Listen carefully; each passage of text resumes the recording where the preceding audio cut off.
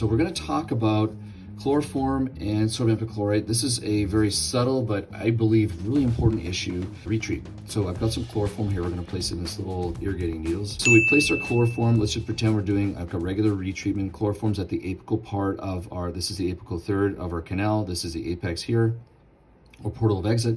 I'm going to switch to sodium hypochlorite, which is now I've dyed it red. So you can see right up front, these two liquids do not like each other. They are not miscible in one another. So let's go ahead and pretend, let's see if they can actually mix. So I've taken my wave and gold, I've actually put a little hook on it to make it like a spoon, if you may, kind of like that. And let's go ahead and spin it at 1,000 RPM. And I was trying this to see if I can get the two to mix.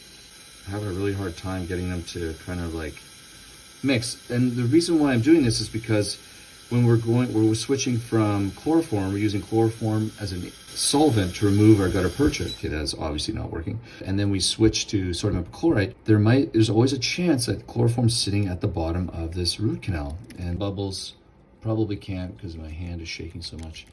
Pretty hard to make this work. So the issue that I found is that when I placed my gutta percha for my cone fit, it came out and it would look like it was melted at the apical part.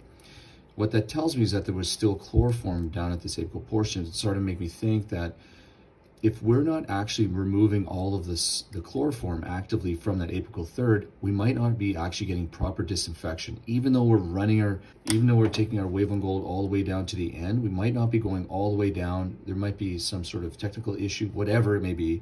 But the important point is that we're not getting complete disinfection, which we need to increase the probability or prognosis of our root canal. How can we work around this? Well, I think there's a couple issues. One, we can suction all of this back out. So let's go ahead and say, for example, with our irrigating needle, we can suction all of that back out. And now we're good to go to, I wouldn't do that with your hypochlorite. I'd do that with your chloroform irrigating needle. Let's pull this back. So then now we have complete sodium hypochlorite at the apical part of our canal. The other way you can do that is to use paper points.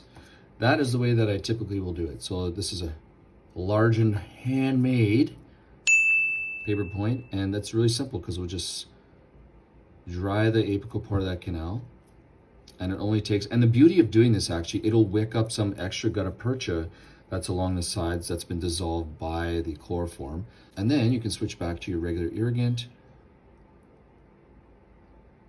And boom, off you go. We're set.